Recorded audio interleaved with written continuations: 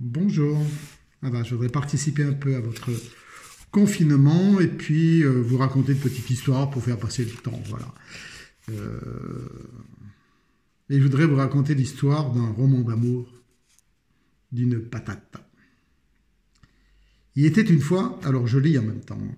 Il était une fois une patate, une belle patate, comme on en voit tous les jours, mais dévorée d'ambition. Le rêve de sa vie, c'était de devenir une frite. Et c'est probablement ce qui lui serait arrivé si le petit garçon de la maison ne l'avait volé dans sa cuisine. Une fois dans sa chambre, avec le fruit de son larcin, le petit garçon tira un couteau de sa poche et se mit à sculpter la patate. Il commença par lui faire 2 yeux. Et la patate pouvait voir. Après quoi, il lui fit 2 oreilles. Et la patate pouvait entendre. Et enfin, il lui fit une bouche. Et la patate pouvait parler. Puis il la fit se regarder dans une glace en lui disant « Regarde comme tu es belle !»« Quelle horreur !» dit la patate. « Je ne suis pas belle du tout. Je ressemble à un homme. J'étais bien mieux avant. »« Oh bon, ça va, dit le petit garçon vexé, puisque tu le prends comme ça. » Et il la jeta dans la poubelle. Au petit matin, la poubelle fut vidée et le jour même, la patate se retrouvait dans un grand tas d'ordures en pleine campagne. « Joli pays, dit-elle, et fort bien fréquenté. Il y a ici des tas de gens intéressants. Tiens, qui est cette personne qui ressemble à une poêle à frire ?» C'était une vieille guitare, à demi fondue, qui n'avait plus que 2 cordes. « Bonjour, madame, dit la patate. Il me semble à vous voir que vous êtes quelqu'un de très distingué, car vous ressemblez tout à fait à une poêle à frire. »« Vous êtes bien aimable, dit la guitare, je ne sais pas ce que c'est qu'une poêle à frire, mais je vous remercie quand même. C'est vrai que je ne suis pas n'importe qui. Je m'appelle Guitare. Et vous ? » ?»« Ah ben moi, je m'appelle Pomme de terre. Mais vous pouvez m'appeler Patate, car je vous considère dès aujourd'hui comme une amie intime. J'avais été choisi à cause de ma beauté pour devenir frite, et je le serais devenu si par malheur le petit garçon de la maison ne m'avait pas volé à la cuisine. Bien plus, après m'avoir volé, le sacripant m'a complètement défiguré, en me faisant 2 yeux, 2 oreilles et une bouche. Et la patate se mit à larmoyer. « Allons, ne pleurez pas, dit la guitare, vous êtes encore très bien, et puis cela vous permet de parler. »« Ça c'est vrai, reconnut la patate, c'est une grande consolation. Enfin, pour en finir, lorsque j'ai vu ce que le petit monstre avait fait de moi, je me suis mise en colère, et je lui ai pris son couteau des mains, et je lui ai coupé le nez, et je me suis enfui. »« Vous avez très bien fait, répondit la guitare. N'est-ce pas, dit la patate. Mais vous, au fait, comment êtes-vous venu ici?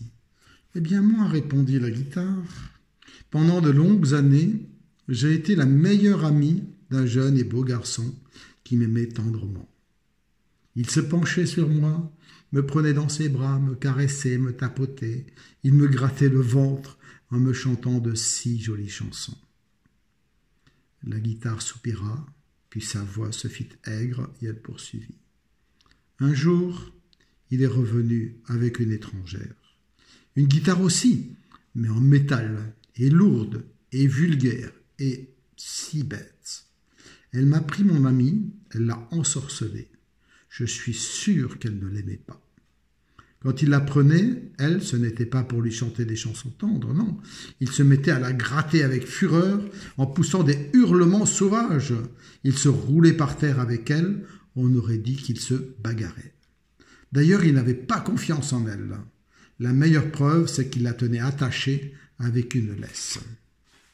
En vérité, le jeune et beau garçon avait acheté une guitare électrique, et ce que la guitare avait pris pour une laisse, c'était le fil électrique qui la reliait à la prise de courant. Enfin, toujours est-il qu'elle me l'a volé. Au bout de quelques jours, il ne voyait plus qu'elle, il n'avait plus un regard pour moi. Et moi, quand j'ai vu ça, eh bien, j'ai préféré partir.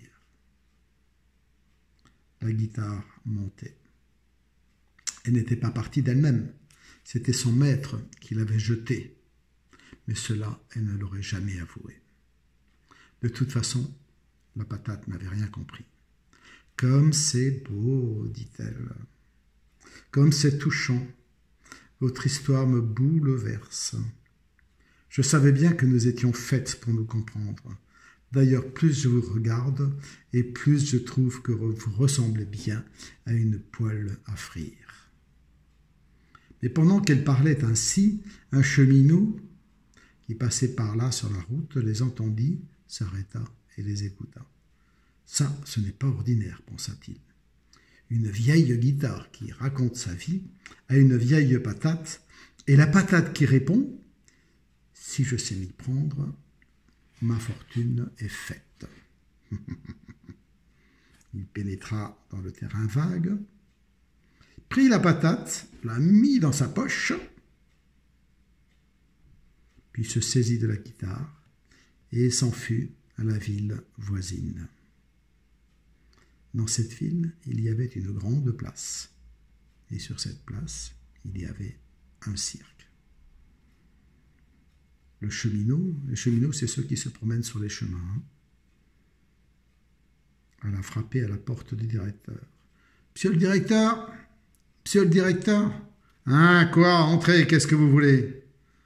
Le cheminot entra dans la roulotte. « Monsieur le directeur, j'ai une guitare qui parle. »« Hein, quoi ? Guitare qui parle ? » ?»« Oui, oui, monsieur le directeur. Et une patate qui répond. »« Hein ? Quoi ? Qu'est-ce que c'est que cette histoire ?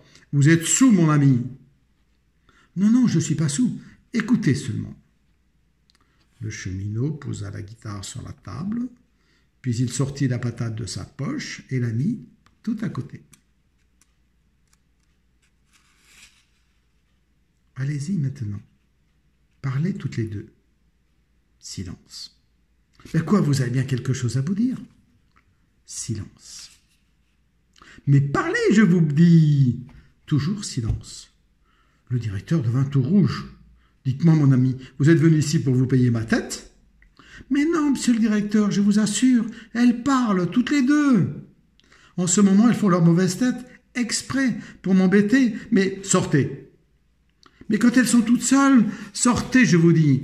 Mais monsieur le directeur, hein, quoi ? Vous n'êtes pas encore sorti ? C'est bon, je vais vous sortir moi-même. » Le directeur prit le chalumeau le cheminot par le fond de sa culotte et vouf, il l'envoya dehors. Mais à ce moment-là, il entendit derrière lui un grand éclat de rire. C'était la patate qui, n'y tenant plus, disait à la guitare « Crois-tu qu'on l'a eu ?»« Et comment qu'on l'a eu ?» répondait la guitare.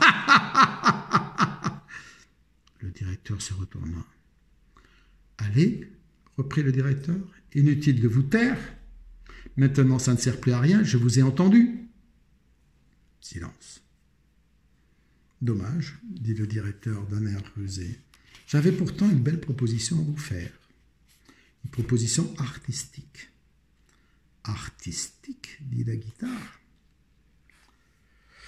Tais-toi donc, souffla la patate. »« Mais l'art, ça m'intéresse. »« À la bonne heure, dit le directeur, je vois que vous êtes raisonnable. Eh bien oui, vous allez travailler toutes les deux, vous allez devenir des vedettes. »« J'aimerais mieux devenir frite, objecta la patate. »« Frite ? Vous, avec votre talent ? Mais ce serait un crime. Vous préférez être mangé plutôt que de devenir vedette ? » ?»« Pourquoi manger ? Ça se mange donc, les frites ? Demanda la patate. « Un petit peu que ça se mange. Pourquoi croyez-vous donc qu'on les fasse ? » ?»« Ah, je ne savais pas, dit la patate. Eh bien, si c'est comme ça, d'accord, j'aime mieux devenir une vedette. » 8 jours plus tard, dans toute la ville, on pouvait voir de grandes affiches jaunes sur lesquelles il était écrit « Grand cirque truc machin, ses clowns, ses acrobates, ses écuyères, ses équilibristes, ses tigres, ses chevaux, ses éléphants, ses puces, et en grande première mondiale, Noémie, la patate savante, et Agathe, la guitare qui joue toute seule. Le soir de la première, il y eut beaucoup de monde, car personne dans le pays n'avait entendu chose pareille. Quand leur tour vint d'entrer en piste, la patate et la guitare s'avancèrent gaillardement pendant que l'orchestre jouait une marche militaire. Pour commencer, la patate elle-même annonça le numéro, puis la guitare joua toute seule un morceau difficile. Puis la patate chanta, accompagnée de la guitare qui chantait une deuxième voix tout en jouant elle-même. Ensuite, la patate fit semblant de chanter faux et la guitare fit semblant de la reprendre. La patate fit semblant de se fâcher et toutes les deux firent semblant de se disputer. À la grande joie du public. Enfin, elles firent semblant de se reconnaître et chantèrent ensemble le dernier morceau. Ce fut un énorme succès. Le numéro fut enregistré pour la radio et la télévision, de sorte qu'on en parla dans le monde entier. Le sultan de Pétaouchnok, qui le vit aux actualités, prit le jour même son avion personnel et s'en fut voir le directeur du cirque. « Bonjour, monsieur le directeur. »« Bonjour, monsieur le sultan. Qu'y a-t-il pour votre service ?»« Je veux épouser la patate. »« La patate ? Mais voyons, ce n'est pas une personne. Alors je vous l'achète. »« Mais ce n'est pas une chose non plus, elle parle, elle chante. »« Alors je vous l'enlève. »« Mais vous n'avez pas le droit. J'ai le droit de tout, car j'ai beaucoup d'argent. » Le directeur comprit qu'il valait mieux ruser.